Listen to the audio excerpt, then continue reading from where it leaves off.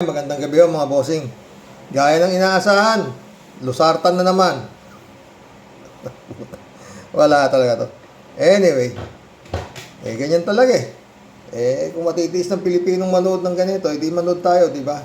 Pero, sagutin natin tong si Cayetano. Mga boss. Sabi rito, NBI witness, kinabahan na. Hindi agad masagot ng diretso si Alan Peter Cayetano. Wala na, finish na to. Sabi, magaling magtanong to si Cayetano di ba? Pero ako nasasagot pakinggan natin si Cayetano, mga boss. Sinong pinagbibintangan niya na pwedeng magpapatay sa kanya? You said you investigated So mahaba na testimony niyo ni Agent John Mark. So of course, kasama sa investigation niyo, sino sa mind ni Vice President magpapapatay sa kanya? Well, again, Your Honor, since wala kaming makuhang valid information. Hindi ba klaro sa video na ang pinagbibintangan niya is the First Lady, the President, and the Speaker of the House? So sabi niya, pag pinatay ako, patayin mo silang tatlo. So ang pinagbibintangan niya na magpapapatay sa kanya, yung tatlo. I cannot answer to that, Your Honor. Senator Judge Allen, kindly wind up. But you have to be able to answer that because you're the one who investigated. And that is crucial. Why? Because part of your self-defense, so for example, if I know na sa senator judge, pag hindi ako bumoto one way or the other, papapatayin ako ng whatever, chief PNP or papapatay ako ng whoever. So pag sinabi kong, Ang layo talaga, no? Pakinggan natin sabihin nitong si Cayetano. Parang may na rin to, may tama. pag ako pinatay, si ganito nagpapatay sa akin. And then, ang difference, I don't usually give a threat na patayin mo rin. So could it be that actually that was the defense of the Vice President para hindi siya patayin? I don't know the state of the mind of the Vice President. But you've testified all throughout this afternoon that you went into her state of mind. Based on the series of events, Your Honor. Yes, and based on her statement. And her statement, and the series of events is nag-away sila ng administrasyon. And the series of events is that sinasabi niya, pag ako'y pinatay, that's irrelevant. Ang question ko, Tama na yan. Talagang, yun naman talaga Cayetano Yun ang laman ng tuktok ni ni Sara. Na ang pagpapatay sa kanya, yun nga, Marcos. Dahil nga sinasabing Romanov, na uubusin ang buong pamilya niya. Di ba? Kaya, bilang isang abogadong matalino, ang pag-iisip, ang ginawa niya, ni Sara, kumontak na siya ng papatay. Kung siya ay mapatay daw. Ayon sa kanya, ako nasasagot sa'yo, Cayetano. Ikaw ba, Cayetano? Kung ikaw nakaalam ka na, merong nakabalita ka na ipapapatay ka, anong gagawin mo? Kukontak ka rin ng papatay doon sa naalaman mong papatay sa'yo? Hindi ka naman siguro ganun katanga. Di ba?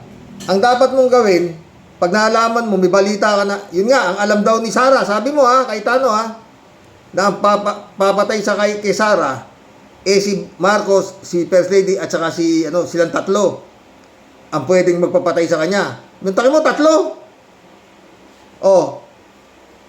Bingo na sana yan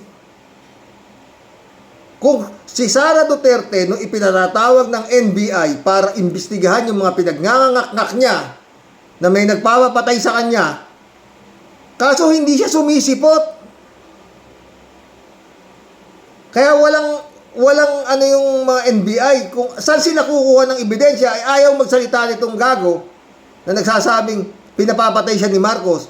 Mayroong balitang nakarating sa kanya. Bagkos ang ginawa niya, paulit-ulit na lang to. Cayetano, sana makarating sa ito. Sa totoo lang, kung talagang masyado lang yung malikot ang utak ng Duterte. Kaya nga yung utos ni Sara live. Dapat si Bongbong mag-ingat. Kasi nga, may capacity sila talagang magpapatay. Di ba? O ano nangyari doon sa ano? Yung sa PCO ba PCSO. Yung general na binigyan pa ng sasakyan para mapatay lang kasi nagko-commute lang siya tapos pinapatay. Wala namang balita doon eh. Ano na nangyari sa investigasyon na yun? Yung Garma nandun doon sa Dahig, no? Kung nasa Dahig natitistigo yata o whatsoever, no? Pero ito, no, Cayetano, tama ba? O, tanungin kita, Cayetano, tama ba yung ginawa ni Sara Duterte? Oo, hindi. Sumagot ka, o, yun lang yun. Nako mo nalaman, merong siya, hindi niya may nakabagbalita sa kanya na yung sinasabing Romanov na nanggaling naman sa bunganga ni Basti, na parang si Basti pa nga nagbabanta kila Marcos na huwag kang matutulog dahil baka mamaya ma-Romanov ka. Si Basti pa ang nag-aano Wala naman yung Romanov na bunganga lang ni Basti yan. Ngayon, binabaliktad nitong ay hindi ho ako Marcos, pero yan ho ang nangyayari. Di ba? Tama ba yung Cayetano bilang isa sa pangalawang pinakamataas Vice President nga, putang ina. Oh, dapat ang takbo, hindi na siya kailangan tumakbo sa NBI. Nung nakita ng direktor nito si Santiago na nagngangakak siya na it's revenge from the grave, a crime. Putang ina, anong revenge from the grave? Kung ano-anong katangahan pagsasabi mo. Ang kinakakaba ko nga dyan, di ba mga boss? Pag napatay si Marcos, dahil naka-live yung utos hindi naman basta-basta kriminal yung ni Sara yung kausap ni Sara Hindi basta-basta yan, big time yan, kasi nga 3 yung kanyang ipinapapatay. Oh, pag napatay yun, alin man sa isa dyan, at si Sara Duterte buhay, wala siyang kasalanan. Bakit? Buhay siya Yung dating paglabas niya sa video, sinabi niya na sinabi na niya yung kanyang depensa. Pero yung kanyang hindi banta yung kanyang utos na patayin yung 3, live yan. Pero gumawa na siya ng depensa niya na pag ako napatay, ipatay mo yung 3. Kaya pag hindi siya patay at napatay yung 3, wala siyang kasalanan, di ba? Oh, yun Pero yun nga, normal ba yun, Cayetano? Na, kung ikaw, pamilya mo, may nalaman kang may nakabanta na papatayin yung buong pamilya mo, ano gagawin mo? Kukonta ka ng killer? Para papatay? Hindi. Di ba? Abogado ka rin, di ba, Cayetano? Oh, yun. Yun lang ang sagot doon. Hindi yung sasabihin mo. Kaya nasabi ni Sara, kasi, parang siya, yung naobliga siya na sabihin yun, na ganun, ganito, na ibang ibig sabihin ni Cayetano. Oh, alam niyo mga friend, no? Sa napapanood ko, pakapala na ng mukha talaga dito sa Senado. Oh, wala na siyang tago Hindi nila tinatago yung kanilang kanilang kung saan sila pupunta. Alam na alam mo na ha? Cayetano yung 2 kapatid, ha? Si Amy 3, si Kimo 4, baka yung Bilyar 6 na, di ba? Ayon sa mga magagaling na kagaya kanina, napanood ko si Pimentel, Coco Pimentel. Sa kanya, talaga 16. Ang total na kailangan makuha 16 votes. Oh. 6 na tayo. Maski raw yung mga wala, kagaya ni Marcoleta, consider daw yan na boto. Si Jinggoy, at saka ito si Bato, siyam. Solid ho yan. Siyam na yan. Solid yan. Oh, baka meron pang masungkit doon sa sa majority. Oh, baka meron pang bumaliktad doon Kaya kung titignan mo, walang kapag-asa talaga itong kalintikan na to na pinag-aatapon na ng ilang milyon araw-araw na trial nito. Wala akong kapupuntahan to kung hindi sa karsada. Kaya nga dapat nga ako, di ba? Pagkatapos ng articles of impeachment netong grave threat na to at inciting to sedition na to na inano ng NBI, mantakin mo, NBI ang nag-imbestiga rito at ang nagkaso, NBI. Palalabasin itong korte na to ng ng Senado na to na mga inutil itong mga nagkaso ng NBI ng inciting to sedition at saka grave threat. Mga inutil sila dahil hindi makukonvict sa Senado eh. Nakonvict sa Kongreso pero sa Senado nakonvict, na-impeach sa Kongreso pero sa Senado tabla-tabla kayo, lahat yan tablado, yung 257 ng mga kongresista, congresswoman, tabla lahat yan. Oo. Dahil hindi sila makakabuo ng 16. Tama yung sabi ni Palito. Nito si ito. Yung si Panelo. Walang mangyayaring conviction dyan. Acquitted dyan. At yan pwede nang ipusta sa ngayon pa lang. Yun yung mga sinasabi dyan na baka makonsensya. Wala hong konsensya yung mga sinasabi natin eh. Wala hong konsensya mga yan eh. Wala silang pakialam dyan eh. Kaya taong bayan na talaga magbabantay dyan. Tama yung sabi nung kahapon na abogada rin. Nainbal ko kahapon. Bantayan ninyo yung Senado dahil maski na nakatihaya na maliwanag pasikat ng araw ng mga ebidensya, kaya nilang tablahin yan. Ayoko na sanang talakayin to si Kimo pero para maano naman tayo, yung maging masaya naman tayo, no? Pakinggan natin tong clown. Judge Padilla would like to interject before we go on a break. You may proceed, sir. Maraming salamat po, Ginoong Tagapamahala ng Hukom at sa ating Ginoong Pangulo. Maaari po ba makapagtanong sa ating mahal na saksi? Opo, Your Honor. Maaari po. Ang una ko pong katanungan sana ay taga saan po kayo na lugar, na probinsya? Tacloban, sir. Tacloban. Tacloban City, Opo. sir. Kayo po ngayon ay Regional Director ng NBI sa BARM. Yes, sir. Opo.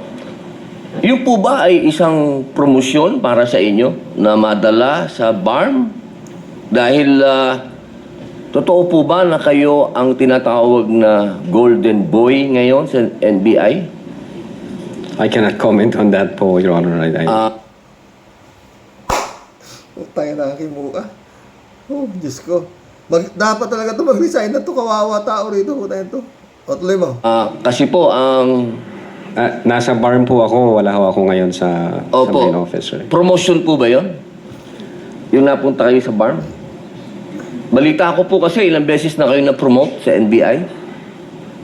12 years na po kayo, no? Sa NBI. Yeah. Kala mo talaga kung mag-imbestiga ng puta. Puta. Kimuha, oo. Bisit.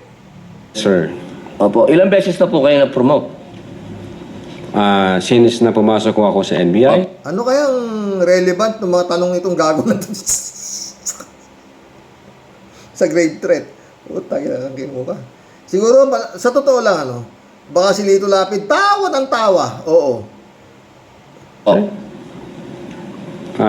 from investigation 1, 2, 3 noong 2015, 2016. Well, nung mula ako na pumasok ako sa academy, from investigation 1 hanggang ngayon sa regional director, sir. Ilang beses po yan? Sa isang taon po, Sa isang taon? Anong taon po, sir, ang tinutukoy nyo? Bago po kayo napunta. Hoy, pasensya na kayo mga ka-warriors. Naglilibang lang tayo rito kay Kimo.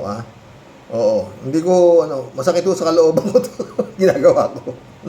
BARM. Bang. Bago ho ako napunta sa BARM, regional director po ako ng Mimaropa. Mimaropa. Region 4B, sir. Opo. Kayo po ba ang pumili sa BARM? Hindi po, sir. In the ex-agency of service, doon po kami nilalagay kung ano ang tingin ng direktor na makakatulong kami sa bureau. Bakit po kaya naisip ng direktor na sa BARM po kayo? Kayo po ba ay may kaalaman sa Islam? Kago. Hindi, direkto na talangin mo. Ina ka? Hindi ko po alam kung ano ang naging basis ng direktor, pero Kayo po mismo. Hindi nga alam. Ang BARM po kasi is Muslim Mindanao. Yes, Your Honor. Opo, meron po kayong kaalaman sa Islam? In terms of what do you mean kaalaman? Kanina, nung pinapanood ko, naglagay ako sa lompas, pero tinanggal ko, baka pangit tingnan. Inugtukin mo ka. Anong ibig mo sabihin kaalaman? Gago. Sir, yung... Sa religion po ng Islam, kasi Muslim Mindanao. So, ibig sabihin, kahit basic po siguro ng Islam, no? Ano? Yes, sir. Kahit naman ho sino pwedeng i-assign kahit saang regional office dito sa Pilipinas. Di ba po parang Regional autonomy ang autonomous region ng Muslim Mindanao. So, kailangan man siguro kahit paano meron kayong kaalaman sa Islam. Konti siguro, sir. Ano po yung konti na yun? Tingnan mo ka. Alam pakialam mo sa NBI, gago. Ilan to? Well, isa po akong Kristiyano at hindi ko ho malalaman yung kabuuan. Ganun pa oh. Siguro po dapat meron kayong basic din na knowledge ng Islam. Ano? Sa pangalawang tanong po, okay na po yun. Pangalawang tanong po, Pangalawa. meron po ba kayong, sa tagal nyo po, sa NBI, 12 years, Ito, medyo mas nakakatawa to. Tanga ng kimuka, oo. Woo! meron po ba kayong na-encounter na kaso ninyo sa NBI? Kayo po mismo na-filean ng kaso? Your Honor, normal ho sa mga NBI agents na Dito na. Talagang tanga itong putang na to. makasuhan. In fact, maging sa sinumang law enforcement agency, that's the price we pay for doing our job and for protecting the country. As a matter of fact, in the NBI, Your Honor, we avoid the noise. We just finish the job. So sir. ano po yan? Yes? Yes po yan? Yung sagot nyo? Yes? Normal ho yan yun sa amin. So yes po? Attorney Loto, kindly answer the question. Yes, sir. Oh, yes. Ano pong, pwede po bang malaman kung ano pong mga naikaso sa inyo? Well, wala ho pa akong natanggap na official case galing sa ombudsman, pero may nakita na ho akong complaint na binigay sa akin from NBI. Hindi ko na humaalala yung sa case na yan. Pero nung chinek po namin yung case na yan, Your Honor, sabi ko doon sa mga kasama ko, tingnan nyo nga yung validity at authenticity ng case na to. Pinuntahan ho namin yung nagnotaryo, I So, think meron Makati po, ano? Court yun. Yung Makati Court, nag-issue ho ng certification na fake yung notary dyan sa reklamo na yan. So sabi ko, huwag nyo nang pansinin, marami tayong trabaho. Kung fake yung notaryo na yan, mere scrap of paper yan. Oh. Hindi pa rin naintindihan ni Kimo yan. Peke raw yung notaryo, sabi nung NBI. Kaya hindi niya nainintindi. Pero tingnan mo sasagot ni Kimo. Talaga, si Kimo talaga, ano to eh. Siguro, kung pagano ng ikot ng utak, siguro si Kimo pabalik. Tangina mo, Kimo ka. Tuloy. Huwag na nating pansinin. Although, nag-aantay po ako, Your Honor, na mag-notify sa akin ng OMB kasi sasagutin po namin na ito ho ang nakaalap namin. May 2 Chinese na nagreklamo. Chinek ho namin doon sa BI, yung Hindi nahihiya to, no? Sa totoo lang. 2 Chinese na yan, I think 9 months nang overstay at pinaghahanap din ng... Ano pong kaso po Bureau of yung Immigration. ipinatong sa inyo? Anong kaso? Hindi ko maalala, Your Honor. May mga kaso ho doon na nakalagay. Pero again, sabi Wala ko po nga, kayong isa kahit maalala na ipinatong sa inyo? Parang yung iniimbestigahan ng gago, yung ano eh. Para si Sara Duterte, iniimbestigahan. Tarantado, araw-araw. if I'm not mistaken, arbitrary detention, may ganun ba? May unlawful arrest. Wala ho sa akin ng record kasi nga, sabi ko nga, nung makita namin na fake yung notary, hindi na ho namin binigyan ng pansin, Your Honor. Kasi napakakapal po nitong hawak ko. Naku mo, tahawak na pala ni Kimo. Wala akong problema, Your Honor. Sasagutin po namin yan. Patay ka. Sasagutin ko po Hindi niyo yan. pa po nasagot. Hawak pala ni Kimo yung kaso mo, Your Honor, eh, ah. Yari ka kay Kimo. Tirahin mo. Tirahin mo. Mula nung February 29 Kasi wala pa hong official notice galing sa kung anong ahensya. na nakarating po sa inyo. Wala pa. Wala pa ho. Ang nakuha ko lang, yung kopya niyan, siguro may nagpadala sa akin. Sabi ko, teka muna, wala akong official na nare-receive from OMB. So, nung chinek ho namin, kung nag-i-exist ba yung kaso, fake yung notary, hindi na namin So, ibig niyo Oh, wala naman pala, Kimo eh. Tangin ng Kimo ka, oh, ang kulit mo. Sige, tuloy mo, Kimo. sabihin hanggang ngayon, hindi kayo sigurado kung nag-i-exist to. Daan. Dapat may notice na ako from ombudsman. Di ba po dapat ang reaksyon ng isang Yan, tao yan, yan. kapag may kaso, harapin? Precisely, Kasi Your Honor. Tangin mo ka. O di yan na gago talaga itong putang na to. Sabihin mo yan kay Bato, gago. Tsaka kay Sara. Harapin nila yung kaso nila. Eh putang ina ka, tinakas mo pa si Bato eh. Kaya may kaso ka pa ngayong obstruction of justice. Kung di ka gago, sasampahan ka na eh. Yung may kaso, na tumatakbo, si Bato, pinatakbo mo. Tangin na to, gago talaga to. Naku. O tuloy mo, Kimo. Hinihintay ko nga po yung notice from ombudsman na pag meron akong notice Wala ng po kayong ombudsman- notice hanggang ngayon? sa Wala pa ombudsman? po, Wala pa. Your Honor. I-follow up mo, Kimo. Para baka i-follow up mo kung saan dapat para ma-notify na yan. Para maharap niya na yung kaso. Kasi hindi nga niya pwedeng harapin niya kasi nga wala pang notice, Kimo. Gamitin mo yung pagkasenador mo. I-follow up mo para makasuhan niya ang kausap mo. Oh. Ikahina mo, Kimo eh. Pero sabihin mo kay Bato, tsaka kay Sara, harapin nyo na yung kaso nyo. Tangin kayo pareho. Yun nga ang inaantay ko kasi sasagutin namin kasi meron po kaming certification na fake yung notary. Oh. Inaantay ko po, Your Honor. Mas maganda po, maharap nyo kagad. Definitely, hindi mo Lalong-lalo namin na po. tatakbuhan yan, sir. Kasi Oh, kita mo. Pinakarinanggang ka na. Mas maharap ka daw, harapin nyo agad. Wala pa nga notice, tanga. Paano haharapin? Tanga talaga itong putang na to. Hindi namin tatakbuhan yan. Pinaparinggan ka na, gago. Dahil pinatakbo mo si Bato. Ang ina kang kimuka, oo. napakahalaga po ngayon nito. Yes, sir. Oo, ito po ay ang pinag-uusapan natin. Yung pala napakahalaga eh. Di tulungan mo para kung saan manggagaling dapat yung notice niyan. Oh, i-follow up mo, i-push mo, Kimo. Para ma-notify na yan. Hindi yung gago talaga. Dito ay napakahalaga. Yes, sir. Opo, at ito pong mga kasong ipinatong sa inyo, Yan.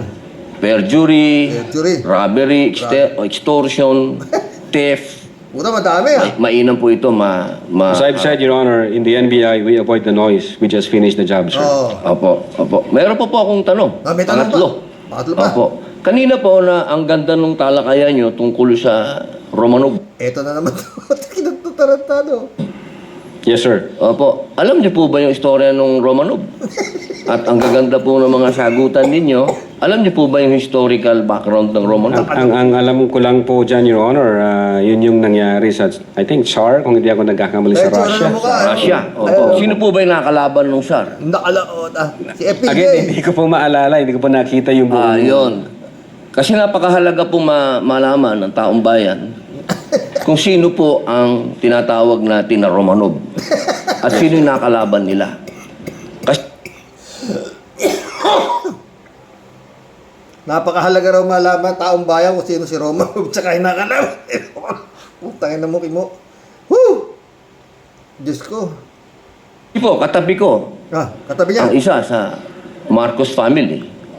Yes, sir. Alam naman po natin lahat, batid natin lahat, na si Apo Lakay, Ferdinand Marcos Sr., Malayo. ang number one na lumaban sa komunista dito sa Pilipinas.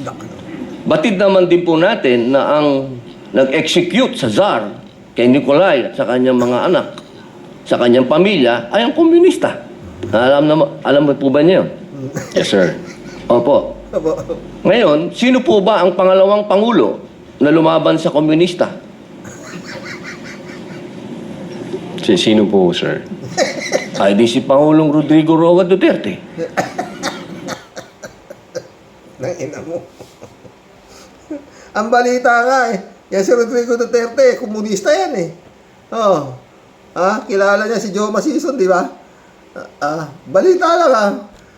Teka, kung yan eh lumabas sa komunista, haki mo, meron na bang napakulong na komunista? Visit kang kimuka. Nagyan ka. O siya, makakatawa ka kasabit itong gagot to, di ba? Lumaban daw sa komunista si Rodrigo Duterte. Hindi ba po dapat isipin natin yung Romanov ay tungkol sa threat na pumapasok sa mga pamilya na mga namumuno Mga ganun dito pa. sa ating bayan Ang dami. na lumalaban sa komunista. Komunista po ako Gusto ko lamang pong alamin ninyo. Yes, sir. But well, and Oh.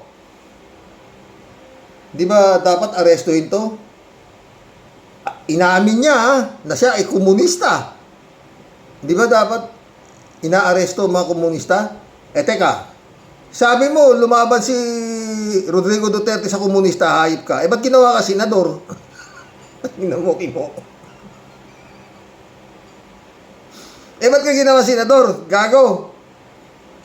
Putay, senado. Meron na tayong ex-convict. Komunista pa pala ito. Nasa senado. Puta, sakit ng ulo aki mo, hayop ka. so far as the investigation on the issue of whether or not may Romanov or operation of Romanov, ang sabi ko po kanina, nasa intelligence service po namin yan.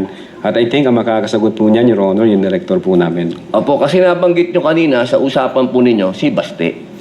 Oh, Yun Na po yung... sinasabi nyo po kasi kanina, sa usapan po ninyo, sa napakagandang usapan, na yung Romanov, hindi na ipapaliwanag kasi kung ano ba yung ugat nun. Napakahalaga po na alam natin yung ugat. ugat. Si Presidente Marcos Sr. ang lumaban sa komunista, kaya nagkaroon ng threat noong 1986. Yes, sir. Ngayon, sinasabi ni Baste na nagkakaroon ng threat sa kanila, pamilya, sapagkat alam naman nating lahat na ang nagpatuloy. Tanga! Ang sabi ni Beste, baka ma-Romanov yung Marcos. Talagang bobo itong putang na to. Si Beste nagsasabi kay Marcos na huwag kayong matutulog ng bag, baka ma-Romanov kayo, gago. Anong pinagsasabi mo? Patuloy. Ng paglaban sa komunista pagkatapos ni Pangulong Rodrigo Roa Duterte ay si Inday Sara Duterte, ang ating Vice President. Ba't nandiyan ka ba? Tanga! Sabi mo, komunista ka. Dapat inaresto ka na ni Inday Sara Duterte. Tanginan to. Ayon po ba kayo doon? Wala po akong personal knowledge, sir. Ay, bakit po kayo walang personal knowledge? Yun po ang sumunod na assignment ng ating Vice Presidente pagkaupo niya. Siya po ang nag-take over ng NTF-ELCAC. Hindi po alam ng... Tanginan to. May nahuli na ba komunista yung vice presidente mo? Ha? May napakulong na ba komunista? Nandiyan ka pa nga dapat inaresto ka na ni Sara Duterte Kimo kasi sabi mo, ikaw pala komunista, tanga-tanga pala si Sara. Hindi niya ba alam na komunista ka? Buti sinabi mo na, Sara, arestuin mo na ito, komunista pala itong bugok na ito. BIU. Well, nag-NTFL ka siya, pero yung factual circumstances doon, Factual. wala pa po akong... Wala po kayong... Pero alam niyo po, sagutin na lang po ninyo na siya ang nag-take over ng NTF-ELCAC. Yes, Your Honor. Opo. Isa na lang po, ginoong Mamirit pa isa. tagapamahalang hukom. Nagpapahalang. Sabi niyo po kanina, ulitin ko lang po, gusto ko lang pong malaman ulit. Inamin niyo po na wala kayong personal knowledge tungkol dun sa threat ng Pangulo? Ng pangalaw. Sabi niyo po kanina, wala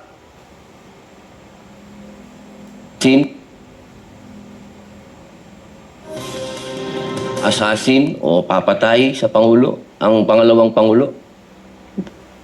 Narinig ko po kanina. During that time? Yes or no lang po? During that time, ongoing ho ang validation namin, So, sir. ibig niyo pong sabihin ngayon, meron na kayong personal knowledge na meron na kayong... Hindi po, ongoing po ang validation. At sabi ko nga po, ang makakasagot po niyan, yung intelligence service namin at ang director po namin, sir. So, hanggang ngayon po, wala pa kayong personal knowledge? In so far as the Cybercrime Division is concerned back then, ongoing Ngayon po, ho yung yes or no po? Ngayon po, sir, mahal naming saksi, ngayon po. Kung ako tatanungin, wala pa Wala po akong nga. idea, pero baka meron ang intelligence service o ang director. Wala nga idea yan, Kimo, paano magkakaroon ng idea yan? Pinatatawag nga si Sayad. Ayaw pumunta, tanga-tanga mo. Ngayon, tatanungin mo yan kung may idea yan. Paano magkakaroon ng idea? Kinakausap nga yung nagsasalita niya si Sara Duterte, ayaw na magpakita. Kausapin mo si Sara kasi, sabihin mo, harapin niya. tanga-tanga mo, yung MBA pinaharap mo sa kaso, ewan ko sa'yo, magkulab na tayo. Ito yung teacher, oh, na nagbanta sa buhay daw ni Duterte, oh. Nang inabot, oh. Parang aso, oh. Nakaluhod, eh. Oh. Problema na inaarap ng aking bansa. Ay nagdagdag pa ako. Ito po ay aking pinagsisisihan ng bukol. Problema na inaarap ng aking bansa. Ay nagdagdag Alamin nyo to kung nasan to, mga friend. Ay, Atty. Claire, kung ito ba ay kinulong o baka wala na to. Ha? Talagang hirap na hirap, oh. Yan yung tsura, oh. Oh, yung mukha, oh. Oh. Talagang, oh. Baka wala na to, eh. Pero alam niyo, mga friend, no? Itong si Sayad, maski lumusot ito dito sa mga, nailusot siya dito sa Senado ng kanyang mga kaalyado, hindi pa rin daw siya ligtas, eh. Ayon. Pero yun nga sabi, di ba? Oh, let's hear it from Attorney Jen Reyes. Oh. Hindi pa rin siya lusot. Oh. Maski lumusot siya sa impeachment. Kahit po ma-acquit ang isang impeachable official sa impeachment trial, hindi po nangangahulugan na wala ng karapatan ng Estado na mag-file ng criminal actions or even civil actions before the appropriate courts laban sa public official na ito. Kasi po, Ms. Cheryl, ang impeachment trial po, hindi naman yan criminal proceeding, di ba? Hindi rin naman yan civil proceeding. So, it does not mean that if you are acquitted in the impeachment, wala ka nang pwedeng liability sa mga di umano'y ginawa mong krimen or civil liability. So, hindi po ganun yun. Kahit po ma-acquit ang isang impeachable official sa impeachment trial, hindi po nangangahulugan na wala ng karapatan ng Estado na mag-file ng criminal actions or even civil actions before the appropriate courts Ang problema nga, kung kagaya nga, pinailan ng NBI yan, eh, sa Department of Justice, eh. Ewan ko kung ano nangyari. Oo. Dapat umusad na yan, eh. Oo. Pero anyway, may pag-asa pa. Dahil kung totoo, yan naman ang talaga sinasabi. Kasi nga, si Sayad, wala naman siyang immunity from suit, di ba? Kaya yun na lang ang pag-asa. Yun na lang ang pag-asa siguro. Pag pinail sa kanya, kagaya, may mga pinail na kaso si dyan, eh. Si Senator Trillanes, eh. Na wala na, galit na si Trillanes, eh. Ewan ko, ha. Parang busit na busit si Trillanes, eh. Lalo dito kay John Vic. Magkulab na tayo, mga pre. Oy, si Marcoleta nga pala, mga ka-warrior, sinatid na sa kanyang bagong bahay sa Payatas, no? Paano kaya maliligo yun? Wala siyang cellphone, sabi, wala raw sana nga totoo, wala raw tawag ito, special treatment. O, walang cellphone, di ba? Cellphone, maliligo siya mag-isa doon, baka wala pang hot water doon. Pero maraming pera si Marcoleta, hindi siya pababayaan doon, no? Ang problema, yun nga, paano niya, yung piluka niya, palit-palit, ba? Buhay talaga, ganun nila yan, ba? Wala nang pala sakit, eh. Ang blood pressure yata, 140/80, mataas pa sa akin. Oh. Kalat ni Baya, shout out.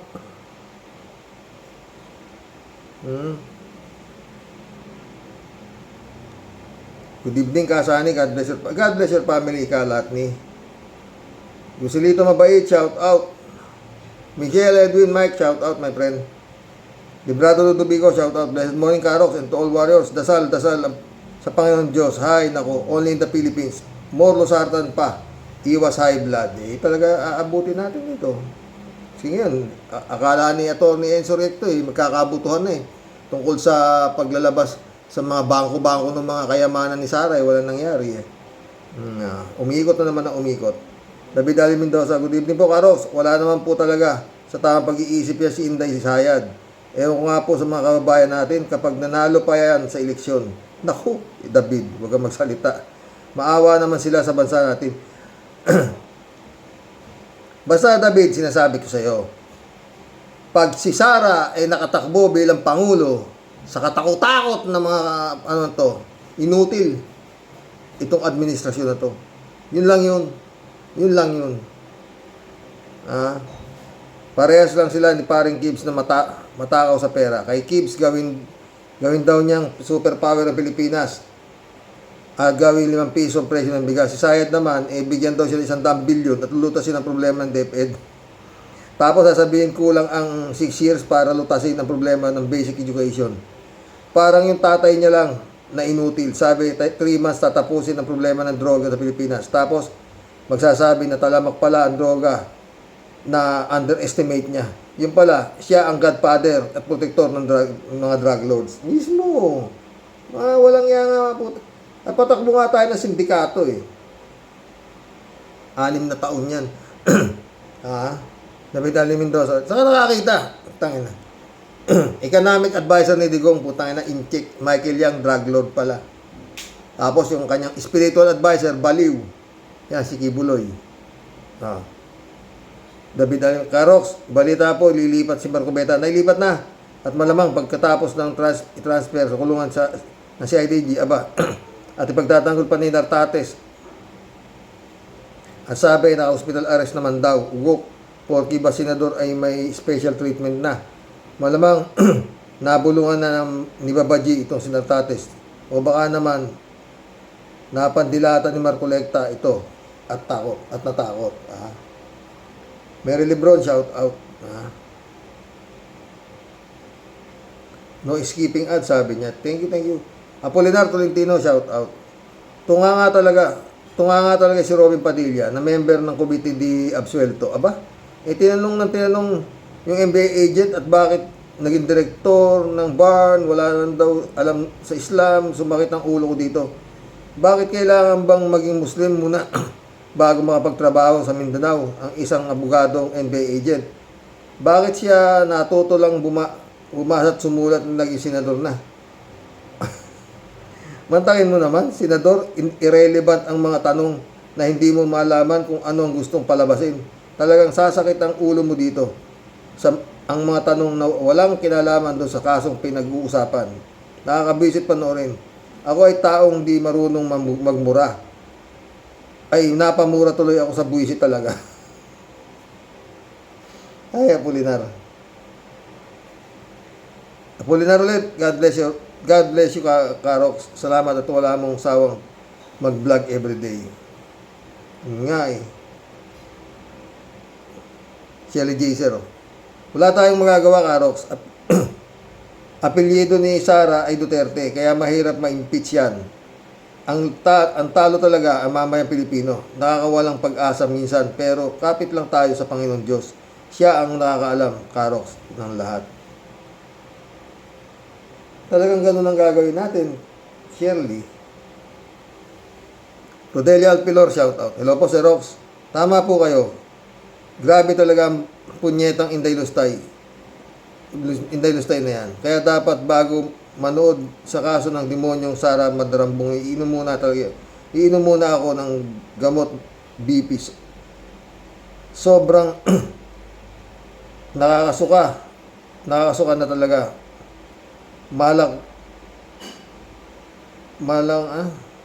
Malaking tama sa utak ang matindi ng kabastusan niya. Masahol pa sa tatay niya ang hinayupak na yan. Ay, naku, Sir Rox. Salamat sa matyagamang pagbabasa ng comment ko. Talagang nakakawalang stress. Talagang the best si Mayor Lenny. Yun na. Abang tayo. Ingat po tayong lahat and God bless us all po. Pag nakatakbo yan si Sayad, malamang pag hindi na, baka tumakbo si BP Lenny. Oo. Oy, bukas na natin pag-usapan si Cayetano. Paiimbisigan niya tayo yung butang ng yung kaldero ni Matibag. Kalat niyo, dagdagan, kaya mo pa ba kasani? Kung gumagapang ka na sa hirap at sa impeachment na ito, mabuti pang dagdagan mo na ng 5 diatabs at losartan na iniinom mo. Baka pa lang makakayanan mo ang kahibangan ng impeachment nito. Isang lusartan at 5 diatabs, ayos. Patay tayo dyan.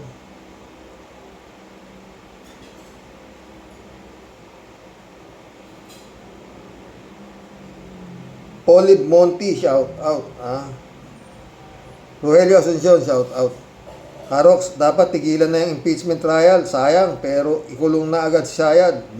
BBM, do it. Baka pagdating ng araw, buweltahan ka pa, pati pamilya mo, kawawa naman, mamamayang Pilipino. O, diba? Jojo, tol, shout out. Baka bukas na kita pa, ano. Good morning. Subscriber lang yan, 25 million per day ang gasto sa Senado sa impeachment at mukhang di matatapos ng 90 days to. Wala to. Matatapos yun. Reynaldo Gonzales, shoutout. Simple lang, Sir Rox. Yung minura ng ama nila, ang Diyos, may reaksyon ba sila? Pulong, Baste at Sara. Hula, natuwa pa ata. Yun nga. Pani Flying Saucer, shout out. Maraming salamat, Mr. Rox. Ako'y may edad na rin ako. Baka hindi tayo nagkakalayo ng age sa'yo. Mas masakit man aminin, mababa lang pinag-aralan ko. Mabuti na lang, dati ay Lapid Fire, Percival Mabasa Lapid. Marami akong natutunan kay Mr. Lapid Fire. Sir Lapid, very fair kayo sa mga comments nyo. Sir Rox, pinapakinggan ko kayo. Katulad nung kay Sir Lapid, very fair kayo. Walang kinakampihan at walang kayong kinakampihan na personalidad o mga politiko. Maraming may natutunan sa inyo kay Percy Lapid. Sayang lang kasi sa nangyari kay Mr. Lapid Fire. Andyan lang yan, tabi-tabi, hindi yan naalis. DJ Sio po. Ha? Sir Rox, pag umariba si Kimo, talagang giya ang katinuan ng mga DDS. Akala niya kung senador judge siya, kaya niyang paikutin yung NBI. Kalimutan pangalan yung chat. Tinanong ni Kimo kung may basic knowledge sa Muslim. Anong kinalaman nun sa kaso ni Sara ng threat? Kung na-appoint na o na-promote yung NBI, Kristiyano siya, sabi ng NBI, nilalayo ni Kimo ang usapan. Parang di halata. Ano, Sir Rox? Ayun nga. Tanga lang naman naan sa gagawin po. Sir Rox, bakit natameme si Bongo sa NBI witness sasabihin nagsimula siya sa trabaho ng 14 years ago? Sabi kasi ni Bongo 20 years daw. Gusto kasi ni Bongo mailayo si Gong Di sa bilangan para sinisisi kay Pinoy. Kaso, mali ang intel ni Bongo. Tinanong siya ni Cheese, o may tanong ka pa ba?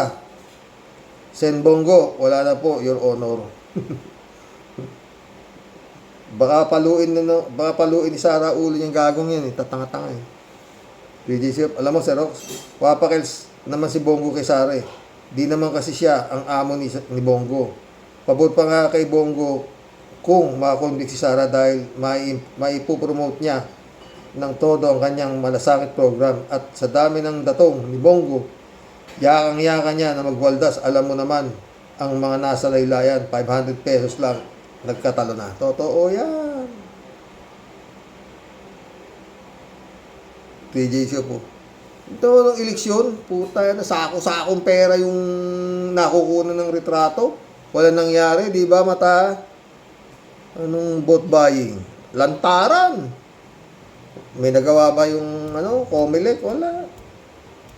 TJ Show po. Sir Rox, sabi ni Kimo noon, mga NBI witness, hindi po ba ang dapat na ang reaksyon ng isang tao na may kaso ay dapat harapin?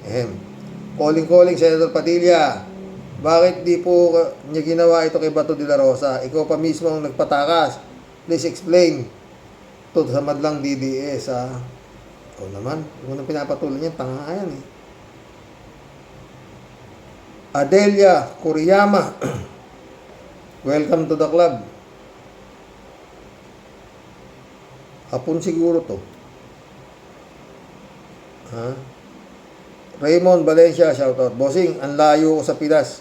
Pero napanood ko si Beshi na nag-speech tungkol sa Romanov. Pero itong si Kawatano 10K, parang hindi yata nakapanood. Hindi yata informed. Marilo Pabianak, shout out Good day po tayo sa mga ka-warriors. Naku. Ayun naman po, umepal na naman panggulo sa Senado. No other than Kimo. Grabe, napaka walang relevance sa topic ang impeachment. Kung pwede lang talaga alisin na sa Senado, stress palagi ang dulot at walang maitutulong sa pagsasagawa ng trial. Wala talaga, manggugulo yung tanga na yan. Pero makapal talaga mukha. Maril pa nice move ang prosecution. Di na isasalang bilang witness si Sulaika. Kaya di masusulit yung mga inarte na rep, coffee maker at caterer. I was troubled na din sa mga drama nilang magpartner. Friend Shermin Sapeda, shout out. Apolinar, Annalisa Apolinar. Christian Sen, July 7, Alcantara, shout out sa inyo mga friend, Impong Basyang, Team Teteli, bumabati po at kumakaway ng mingiti. Sa iyo, Sir Rox, at sa buong Team Rocky Warriors the Great. Sa topic ko po today, at sa tanong mo po, Sir Rox, kung kinakaya pa ba? Siyempre po, sa totoo lang po, Sir Rox, ako po ay purgang-purga na po sa sobrang umay. At sana lang po talaga tapusin na po nila agad yung puro mga kasukasukan na pong argumento ng depensa. Lalo na po ito si Boy Lamon at si Kawatano alias Boy Saltik. Tas sinasamahan pa ni Madam at ang kapatid ni Boy Saltik na si Madam Piaya na wala namang alam kundi maging kontrabulate at sulsulan palalo yung ng argumento at katwiran ang kapatid niyang isang bugok at kalahati. Maano nga kayong dalawang magkapatid, mamundok na lang, pareho lang naman kayong salot at wala namang mahihita at mapapalang maayos ang taong bayan sa inyo na mga hudas kayo. Naitulot yan, Dili. Ako, Sir Rox, kung ganito pong klase ng mga senador, ng mga tagagawa ng batas, sa palagay ko po, Sir Rox, di ba lalo lang po tayong malulubog sa kumunoy? Yun talaga. Dahil ang mga pesting yawa ng mga ito, sarili po nilang batas. Sila po mismo ang bumabaluktot. Para ano pa po ang pinagtatagal pa ng impeachment na yan. Kahit di na po nila pag-argumentuhan yung mga pinutukan po sila lintik ng mga ebidensya na yan. Alam naman po ng buong mundo, Sir Rox, kung anong klaseng halimaw meron po tayo na vice-presidente sa katauhan ni Sara Maumaw, halimaw, sayad. Wala nang marami pang mekos-mekos, Sir Rox. To acquit or not to acquit, sayang lang po kwarta ng taong bayan, inuubos lang po ng mga isang halimaw. Napakarami po natin kababayan lugmok sa hirap at gutom. Doon na lang po nila gastusin ang kwartang milyon-milyon na natatapon araw-araw. Napakarami po nilang buhay na masasagip at maililigtas kesa po dyan sa walang katorya-toryang impeachment trial na yan. Manalo na at matalo po, hindi po magpapatinag yung bakulaw niyan na nasasakdal, Sir Rox. Kung gusto po nilang yan talaga magdusa sa lahat ng kanyang kasalanan, isilya elektrika po at para tapos na. Tas isugod yung dalawang kapatid din ng parehong halimaw di tapos wala na sakit ng ulo, tas ikulong lahat ang mga kumakampi sa mga hudas. Sir Rox, di na po natin kasi kailanganin magpurga ng lusatan at gamot sa pagtatae. Kailangan lang po talaga malipol ang mga kulukotoy ng halimaw at nang tayo po ang lahat matahimik na. Mga pinutukan kailan ba kayo talaga matutunaw? Mga pleche, mga bisit, mga kinang. Ay, Tia Deli. Pastor Jun Lagon, my friend, shout out. Sana okay ka, Pastor, Eddie Luna. Hello Karox. Magandang araw muli sa dyan sa Karox. Inaasal ng hudas na babae na yan. Parang hirap na ang ating mga magagaling na abogado. Langya, isang tambak na mga ebidensya, isang batalyon ng mga testigong buhay, parang mga napakahabang proses o patami ng nagmamagaling nating mga abogado. Bakit parang hirap na hirap tapusin ang kahibangan ng babaeng yan? Talagang gusto niyan siya may pag-aari ng Pilipinas at sa dami ng sumasawsaw na abogado na magagaling, parang lalo yatang nagtatagal at hindi na magkaintindihan kung mahirap na tao yan, lumapas tangan sa presidente, tapos na siguro yan, nakakulong na. Oo, talaga. Eddie Luna. Bulok kasi ang batas ng Pilipinas dahil hindi sa mga bulok na pamamahala ng gobyerno at ang mga gumagawa ng batas. Kaya pag may mga hudas at demonyo na nakatikim ng kapangyarihan, ayaw nang bumitiw. Kahit kawalang-yaan na ang pinagagawa. Kita mo naman, Karox, kung anong sinasabi sa video ng hayop na demonyo na babaeng yan. Hindi pa ba sapat ang ebidensya na yan? Yun nga. Magagaling nga ang mga abogado pero hirap na hirap. Bakit ko nasabi? Kasi mahabang balitaktakan. Diyos ko po. Kuhanin nyo na po ang mga halimaw sa bansang Pilipinas. Salamat sa marami, Karox. Mabuhay ka lagi. Mabuhay, Eddie Luna. Eddie Luna ulit to. Yang si Sayad, pag naupo yan sa 2028 bilang presidente ng Pilipinas, patay na, wala yang gagawin kundi ang ganti, magnakaw ng higit pa sa ninakaw nila noon at sa buong gabinete, puro galamay nila. At pag-upo niyan, lalabas lahat ang mga nakakulong na politiko, ang mga nagtatago ng ilang taon sa batas, maglalabasan na pag huli, dideclare nila ang nawala ng eleksyon, sila na ang mapangyarihan habang gusto nila. Pag nagkaganon, mabuti pa mag-civil war o sila mag-declare ng martial law. Mga Duterte, salamat sa iyo, blessed always, ha. Chupista Bonao, shout out. Hindi po kuya sa mga kawaryos. Ay, kuya, ikaw ba naman ang may bilyones? Baka nga trilyones pa. Siguradong trilyon yan, hindi ang bilyon yan. Kita mo kung humingi. Bigyan daw siya 100 bilyon. Puta, barya eh. Chupista Bonao, napatawa naman po ako sa iyo. Kalat ni, nakalima ka na po ng diatab,